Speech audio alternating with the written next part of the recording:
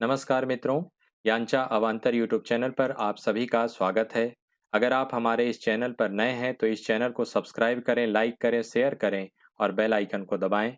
आइए सुनते हैं मुंशी प्रेमचंद जी के द्वारा लिखित कहानी मिस पद्मा।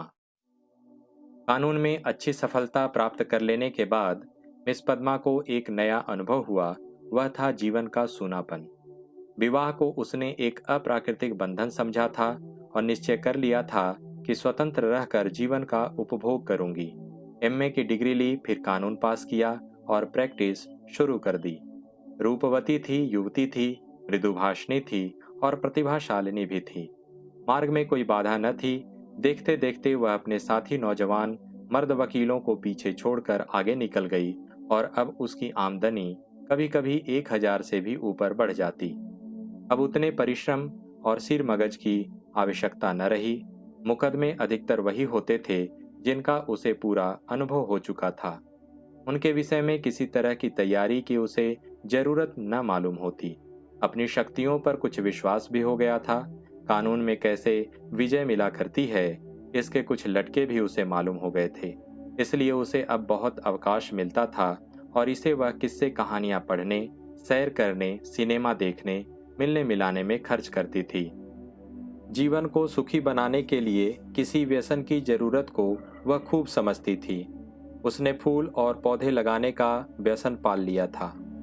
तरह तरह के बीज और पौधे मंगाती और उन्हें उगते बढ़ते फलते फूलते देखकर खुश होती, मगर फिर भी जीवन में सूनेपन का अनुभव होता रहता था। यह बात न थी कि उसे पुरुषों से विरक्ति हो, नहीं, उसके प्रेमियों की कमी न थी। अगर उसके पास केवल रूप और यौवन होता तो भी उपासकों का अभाव न रहता, मगर यहाँ तो रूप और यौवन के साथ धन भी था। फिर रसिक वृंद क्यों चूक जाते। पद्मा को विलास से घृणा थी नहीं, घृणा थी पराधीनता से, विवाह को जीवन का व्यवसाय बनाने से। जब स्वतंत्र रहकर भोग विलास का आनंद उड़ाया जा सकता है तो फिर क्यों न उड़ाया जाए। भोग में उसे कोई नैतिक बाधा न थी। इसे वह केवल देह की एक भूख समझती थी। इस भूख को किसी साफ सुथरी दुकान से भी शांत किया जा सकता है और पद्मा को साफ सुथरी दुकान की हमेशा तलाश रहती थी। ग्राहक दुकान में वही चीज लेता है जो उसे पसंद आती है। पद्मा भी वही चीज चाहती थी। यूं उसके दर्जनों आशिक थे, कई वकील, कई प्रोफेसर, कई डॉक्टर, कई रईस। मगर ये सब के सब अय्याश थे, बेफिक्र, केवल भौरे की तरह रस लेकर उड़ जाने वाले। ऐसा एक भी न था जिस पर वह विश्वास कर सकती। अब उसे मालूम हुआ कि उसका मन केवल भोग नहीं चाहता, कुछ और भी चाहता है। वह चीज क्या थी? पूरा आत्मसमर्पण, और यह उसे न मिलती थी। उसके प्रेमियों में एक मिस्टर प्रसाद था, बड़ा ही रूपवान और धुरंधर विद्वान।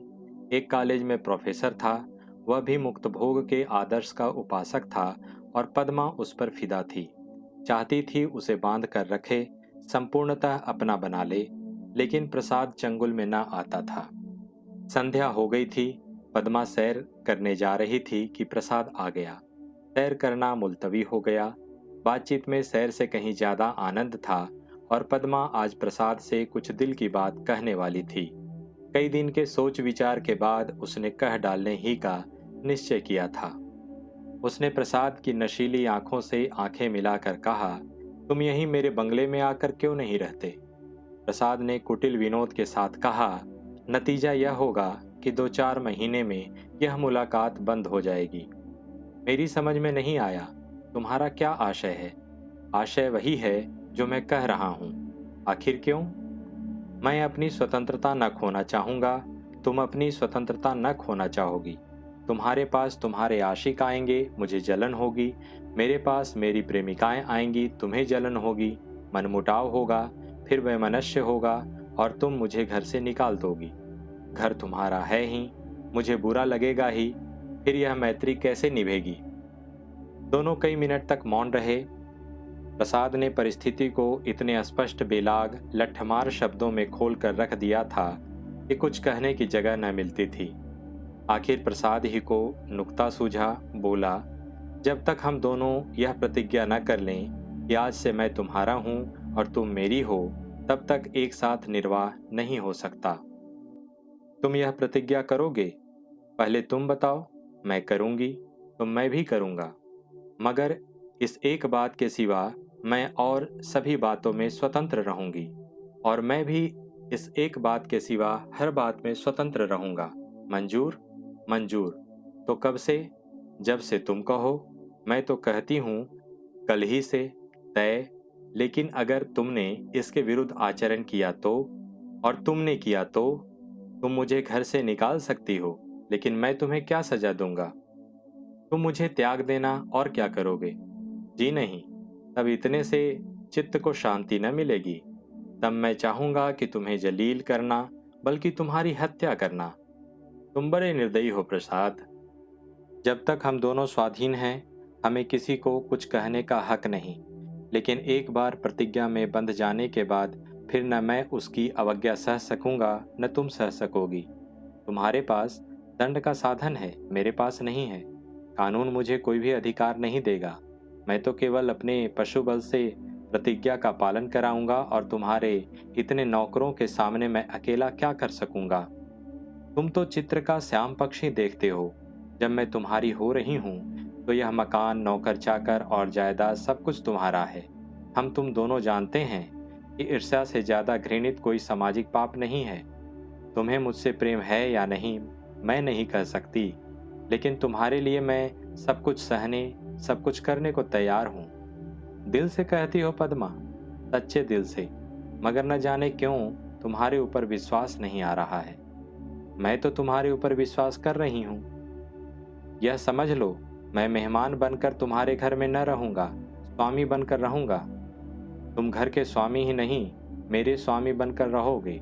मैं तुम्हारी स्वामिनी बनकर रहूंगी। प्रोफेसर प्रसाद और मिस पद्मा दोनों साथ रहते हैं और प्रसन्न हैं। दोनों ही ने जीवन का जो आदर्श मन में स्थिर कर लिया था वह सत्य बन गया है।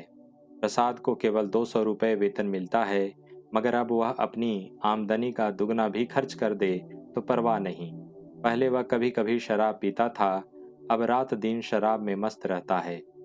अब उसके लिए अलग अपनी कार है, अलग अपने नौकर हैं, तरह तरह की बहुमूल्य चीजें मंगवाता रहता है, और पद्मा बड़े हर्ष से उसकी सारी फिजूल खर्चियां बर्दाश्त करती है।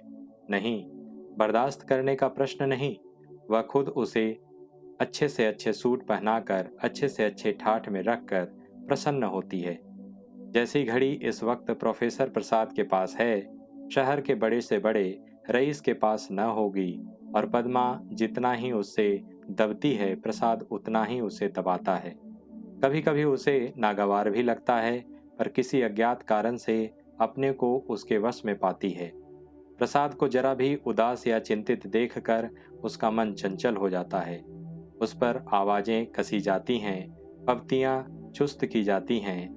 जो उसके पुराने प्रेमी थे वे उसे जलाने और कुढ़ाने का प्रयास भी करते हैं, पर वह प्रसाद के पास आते ही सब कुछ भूल जाती थी। प्रसाद ने उस पर पूरा आधिपत्य पा लिया है, और उसने इसका ज्ञान पद्मा की बारीक आंखों से पढ़ा है, और उसका आसन अच्छी तरह पा गया है। मगर जैसे राजनीति के क्षेत्र में अधिकार दुरुपयोग की ओर जाता है, उसी तरह प्रेम के क्षेत्र में भी वह दुरुपयोग की ओर ही जाता है, और जो कमजोर है उसे तावान देना पड़ता है। आत्माभिमानी पद्मा अब प्रसाद की लौड़ी थी, और प्रसाद उसकी दुर्बलता का फायदा उठाने से क्यों चूकता। उसने कील की पतली नोक चुभा दी थी, और बड़ी कुशलता से उत्तरोत्तर उसे अंदर ठोंकता जाता था। यहाँ तक कि उसने रात को देर में घर आना शुरू किया, पद्मा को अपने साथ न ले जाता, उससे बहाना करता कि मेरे सिर में दर्द है, और जब पद्मा घूमने जाती तो अपनी कार निकाल लेता और उड़ जाता। 2 साल गुजर गए थे, और पद्मा को गर्व था। वह स्थूल भी हो चली थी। उसके रूप में पहले किसी नवीनता और मादकता न रह गई थी। वह घर की मुर्गी थी, साग बराबर। एक दिन इसी तरह पद्मा लौटकर आई तो प्रसाद गायब थे। वह झुंझला उठी। इधर कई दिन से वह प्रसाद का रंग बदला हुआ देख रही थी। आज उसने कुछ स्पष्ट बातें कहने का साहस बटोरा। 10 बज गए, 11 बज गए, 12 बज गए, पद्मा उसके इंतजार में बैठी थी। भोजन ठंडा हो गया, नौकर चाकर सो गए। वह बार बार उठती, फाटक पर जाकर नजर दौड़ाती। 12-1 बजे के करीब प्रसाद घर आए। पद्मा ने साहस तो बहुत बटोरा था, पर प्रसाद के सामने जाते ही उसे इतनी कमजोरी मालूम हुई। फिर भी उसने जरा कड़े स्वर में पूछा, आज इतनी रात कहाँ गए थे? कुछ खबर है कितनी रात गई? प्रसाद को वह इस वक्त असुंदरता की मूर्ति सी लगी। वह एक विद्यालय की छात्रा के साथ सिनेमा देखने गया था। बोला, तुमको आराम से सो जाना चाहिए था। तुम जिस दशा में हो उसमें तुम्हें जहां तक हो सके आराम से रहना चाहिए।